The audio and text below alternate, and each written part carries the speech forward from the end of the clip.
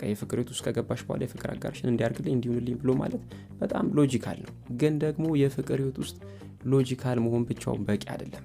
ሎጂክ፣ ህግ ምናምን የሚባሉ ነገሮች በሙሉ የሚመጡት ከፍቅር በኋላ።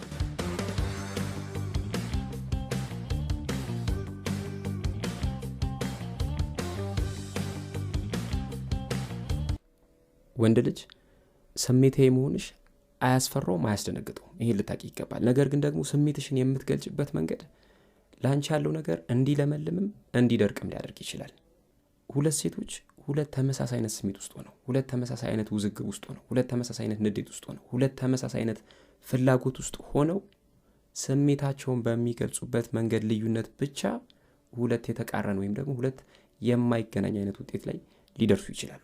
ስሜታቸውን የሚገልጹበት መንገድ ለአንዳቸው ከፍቅር አጋራቸው የሚገርም አይነት ፍቅር ሊያሰጣቸው ይችላል። ለሌላቸው ደግሞ ይሄው ነገር ግን ደግሞ ስሜታቸውን የገለጹበት መንገድ ሌላ በመሆኑ ምክንያት ብቻ ለመለየታቸው ወይም ደግሞ ለመራራቃቸው ምክንያት ሊሆን ይችላል። ይህ ቪዲዮ ስሜትን ስለማፈን ወይም ደግሞ ስለማዳፈን አይደለም። የመፍትሄ ቤትም ስሜትን በሚገባ በመግለጽ ያምናል። ነገር ግን ደግሞ ስሜታችን የምንገልጽበት መንገድ የፍቅር ውስጥ እንቅፋትም መፍትሄም ሊሆን ይችላል። ይሄን በሚገባ ልታቂ ይገባል። ሰላም ወዳጆች፣ እንዴት ናችሁ? ይህ የመፍትሄ ቤት ነው። የመፍትሄ ቤት ፖድካስት አዘጋጅና አቅራቢ ጂ ነኝ። ሁላችሁም በያላችሁበት ሰላማችሁ ብዝት ይበል። በዛሬው ዝግጅታችን የፍቅር ህይወት ውስጥ ከፍቅር አጋርሽ ጋር እንዴት መነጋገር እንዳለብሽና እውነተኛ ፍቅር እንዴት እንደሚገነባ እንመለከታለን።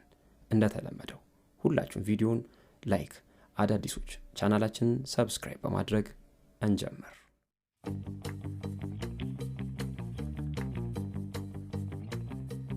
የመጀመሪያው መቀራረብን የሚያጠነክሩ ቃላት ተጠቀሚ። እዚህ ጋር ቃላት ከምታስቡት በላይ ጉልበት ያላቸው ነገሮች ናቸው። በጣም ፓወርፉል ነገሮች ናቸው። ቃላት ያድናሉ፣ ይገላሉ።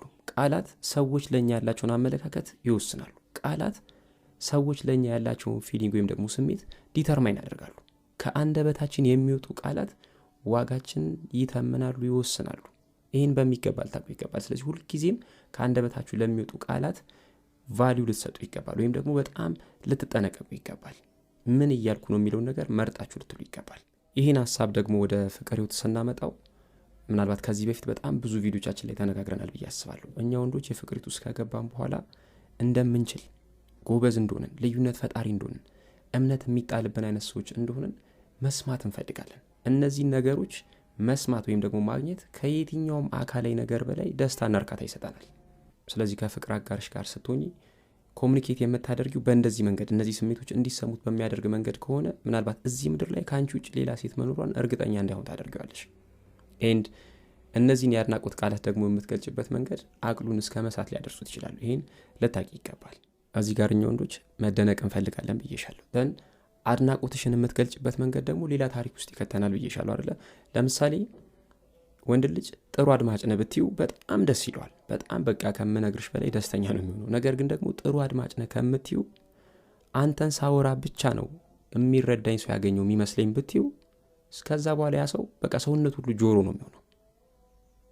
ከአንቺ ውጭ ማንም እንዲያወራው አይፈልግም። እዚህ ጋር ሌላ አንድ ምሳሌ ልጨምርልሽ። ለምሳሌ ጥሩ ሳሚ ነህ ከምትይው እንዴት መሳም እንደምትፈልግ በቃ ታውቃለህ ምናምን ቢው በስማ በቃ ከዛ በኋላ ጉጉቱ ሁሉ አንቺን መሳም፣ አንቺን ማግኘት፣ አንቺን ማውራት በቃ ያ ብቻ ነው የሚሆነው። ምኞቱ፣ ረሃቡ፣ ጥማቱ በሙሉ ይሄ ነው የሚሆነው። ስለዚህ የመጀመሪያው ይሄ ነው። ከፍቅር አጋርሽ ጋር ኮሚኒኬት ስታደርጊ መቀራረብን የሚያጠነክሩ ቃላት ተጠቀሚ። ከዛ እነዚህን መቀራረብን የሚያጠነክሩ ቃላትን ደግሞ የምትገልጭበት መንገድ በጣም ምርጥ ከሆነ በቃ ከዛ በኋላ ከአንቺ ውጭ ሰው ያለ በዚህ ምድር ላይ አይመስለውም። ይሄን በሚገባ ልታቂ ይገባል። የመጀመሪያው ይሄ ነው። ግን እዚህ ጋር አንድ ነገር ደግሞ ላስጠንቅቃችሁ እፈልጋለሁ። ይሄ ምንድን ነው?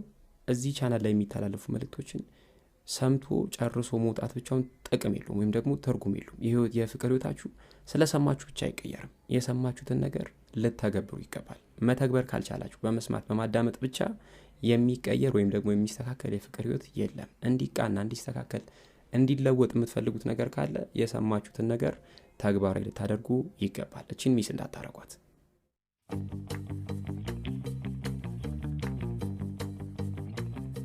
ሁለተኛው ነገሮችን የጋራ አድርገሽ መነጋገር መልመድ አለብሽ። ይሄ ምን ማለት እንደሆነ እንመልከት። ይኸውልሽ እዚህ ጋር ብዙቶች ከፍቅር አጋራቸው ጋር ኮሚኒኬት ሲያደርጉ ወይም ደግሞ እንዲደረግላቸው የሚፈልጉትን ነገር ሲጠይቁ ይሄን ለምን አላደረክልኝም፣ ይሄን አድርግልኝ፣ እንዲሁንልኝ ምናምን ብሎ ነው የሚሉት። ይሄ በዝም ብለን ካየነው ትክክል ነው፣ ያስኬዳል። በቃ የፍቅር ህይወት ውስጥ ከገባሽ በኋላ የፍቅር አጋርሽን እንዲያርግልኝ እንዲሁንልኝ ብሎ ማለት በጣም ሎጂካል ነው። ግን ደግሞ የፍቅር ህይወት ውስጥ ሎጂካል መሆን ብቻውን በቂ አይደለም። ሎጂክ፣ ህግ ምናምን የሚባሉ ነገሮች በሙሉ የሚመጡት ከፍቅር በኋላ ነው። የፍቅር ህይወት ደግሞ እንደ ስሙ የፍቅር ህይወት ነው። ስለዚህ ነገሮች በጣም በለስለስ ባለ ስሙዝ በሆነ መንገድ በቃ ፍቅርን በሚሸት መልኩ ኤክስፕረስ ሊደረጉ ይገባል። ጥያቄሽ እኮ ተመሳሳይ ነው። ነገር ግን ደግሞ የምትጠይቂበት መንገድ የፍቅር አጋርሽ ጫና እንዲሰማው ወይም ደግሞ ሳይሰማው ነገሮችን እንዲያደርግ ሊያደርጉ ይችላል። ስለዚህ ምን እያልኩሽ ነው? የፍቅር ህይወት ውስጥ ከገባሽ በኋላ ከፍቅር አጋርሽ ጋር ኮሚኒኬት ስታደርጊ በጣም ሎጂካል ለመሆን አትሞክሪ። በቃ በጣም ይሄ እንትን አትሁኚ። ልክ ነኝ ልክ ከሆንኩ ልክ ነኝ ምናምን አይነት ስሜት ውስጥ አትግቢ። በቃ ቅን ነኝ መሆን፣ ይሄ በጣም ፍቅር በሚሸት መልኩ ነገሮችን የመግለጽ ልማድ ሊኖርሽ ይገባል። እዚህ ጋር ይሄን ምልሽ ለመሰለሽ ወንዶች አንድ ጊዜ ባል ወይም ደግሞ ፍቅረኛ የሚባለው ደረጃ ላይ ከደረስን ከዛ በኋላ የፍቅር ህይወት ውስጥ የመሪነቱን ቦታ መያዝ እንፈልጋለን። እምነት እንዲጣልብን እንድንከበር እንፈልጋለን። ስለዚህ እነዚህ ስሜቶች እንዲሰሙን በሚያደርግ መንገድ ኮሚኒኬት ለምታደርገን ሴት እንሞታለን። ስለዚህ ምን እያልኩሽ መሰለሽ? እንዲደረግልሽ የምትፈልጊው ነገር ካለ ያንን ነገር የጋራ ነገር አድርገሽ ፕሬዘንት አድርጊ። እንዲደረግልሽ የምትፈልጊው ነገር ሲደረግልሽ በጣም ትደሰቻለሽ። ግን ደግሞ አንድ ነገር ልታቂ ይገባል። የሚያስደስትሽን ነገር ማድረግ የፍቅር አጋርሽም ያስደስተዋል። ስለዚህ ጥያቄሽን ፕሬዘንት ስታደርጊ ወይም ደግሞ ስታቀርቢ እሱም ስለሚደሰት አንቺንም ስለሚያስደስትሽ ያን ነገር እንዲያደርግልሽ ልጠይቁ ይገባል። ከልቡ የሚወድሽ ወንድ የሚያስደስተው በጣም ትልቁ ነገር ምን እንደሆነ ታውቂያለሽ? በሱ ምክንያት ደስተኛ መሆንሽን ማየት ነው። ስለዚህ የምትጠይቂያቸውን ጥያቄዎች በሙሉ አንቺ ስለምትፈልጊ ብቻ ሳይሆን ያን ነገር ሲያደርግልሽ እሱም እንደሚደሰት በሚገልጽ መንገድ ልጠይቂው ይገባል። ያኔ በጫና በግዳጅ ወይም ደግሞ ታዞ ያደረገ አይመስሉም። የሚባለውን ነገር በሙሉ ያደርግልሻል። ነገር ግን በጫና ውስጥ ሆኖ ወይም ደግሞ በሆነ በግዳጅ ውስጥ ሆኖ እንዳላደረገው እንዲሰማ ታደርጊያለሽ ማለት ነው። ኤንድ አት ኤንድ ኦፍ ዘ ዴይ ፖይንቱም የምትፈልጊውን ነገር ማግኘት እስከሆነ ድረስ የምትፈልጊውን ነገር በዚህ መንገድ በፍቅር መንገድ ማሸነፍ፣ ኮሚኒኬት አድርጎ መቀበል ይቻላል። እዚህ ጋር ቀደም እንዳልኩሽ ነው የፍቅር አጋርሽ እስከሆነ ድረስ ሊታዘዝሽ ግድ ነው። ነገር ግን ደግሞ ሲታዘዝሽ በዛ መልኩ ከሚታዘዝሽ በዚህ ፍቅር በሚሸት መንገድ ቢታዘዝሽ የተሻለ ነው። በጣም ኮሚኒኬሽናችሁንም ስሙዝ ያደርጋል እንጂ ሎጂካል ሆነሽ ካየሽ ወይም ደግሞ ከመርህ አንጻር ካየሽው በቃ የፍቅር አጋርሽ ሊታዘዝሽ የምትዩን ነገር ሊሰማ ሊያደርግ የምትፈልጊውን ነገር ሊያሟላ ግድ ነው። ግን ሲያሟላ ወይም ደግሞ አንቺ ጥያቄሽን ስታቀርቢ በዚህ መንገድ ጠይቀሽው እሱም ደስ እያለ በታዞ በጫና በምናም ሳይሆን የጋራ ደስታ እንደሆነ አስቦ ቢያደርግ ከምንም ጋር አይነጻጸርም። ፍቅር የሚሸተውም በጣም ህይወታችሁን ሰላም የሚያደርጉም ነገሮችን የሚያቀሉም ይሄኛው መንገድ ነው።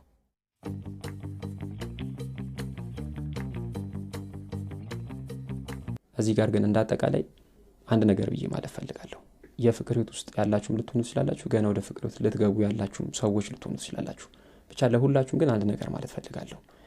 የፍቅር ህይወታችሁም በምንም ምክንያት በምንም መንገድ ወደ ፉክክር፣ ወደ አሸናፊ ተሸናፊ ፍለጋ፣ ወደ አለመተማመን፣ ወደ ድብብቆሽ፣ ወደ ሆነ ነገር ከጀርባ ወደ መሸረብ፣ ወደ ጭንቅላት ጨዋታ፣ ወደ እልህ በፍጹም አታስገቡት። አትሊስት እነዚህ ነገሮች ለመፈጠራቸው ምክንያት አትሆኑ።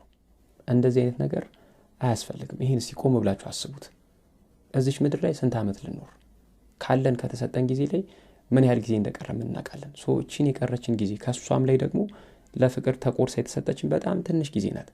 ያቺን በማይሆን በማይረባ ነገር ማባከን በፍጹም አስፈላጊ አይደለም። ሁለታችሁም ወደ ፍቅር ህይወት ከመግባታችሁ በፊት 10 ጊዜ ለከታችሁ አንዴ ቁረጡ። አንዴ ግን ከዛ ሰው ጋር ከሆናችሁ በኋላ አንድ በቃ ፍቅረኛ ካለች ለሷ ታምነን ከዛ በኋላ ትኩረትን በሙሉ ህይወታችሁን የሚለውጥ ነገር ላይ አድርግ። አንድ ጊዜ ፍቅረኛ ካለሽ ከዛ በኋላ ሌላ 10-15 ሰው ጋር ማውራት በጎን ማንጋጋት ምንም ትርጉም የለውም። በቃ አያስፈልግም። ህይወት አጭር ናት። ስለዚህ እቺን አጭር ህይወት በማይረቡ ነገሮች ማባከን በፍጹም ተገቢ አይደለም። ሁለታችሁም ቢ ሪል ቱ ኢች አዘር። በቃ አንዳችሁ ሌላችሁ እውነተኛ ሁኑ፣ ሪል ሁኑ። ከዛ በኋላ የፍቅር ህይወት በጣም ቀላል ነው። ማስመሰል፣ ድራማ፣ መጠባበቅ የሚባሉ ነገሮች ካሉበት ግን አሸናፊ ተሸናፊ ፍለጋ የሚገባ ከሆነ ከጀርባ የሆኑ ነገሮች የሚሸረቡ ምናምን የሚጎነጎኑ ከሆነ እንደነዚህ አይነት ነገሮች ካሉ የፍቅር ህይወት ገሃነም ነው የሚሆነው።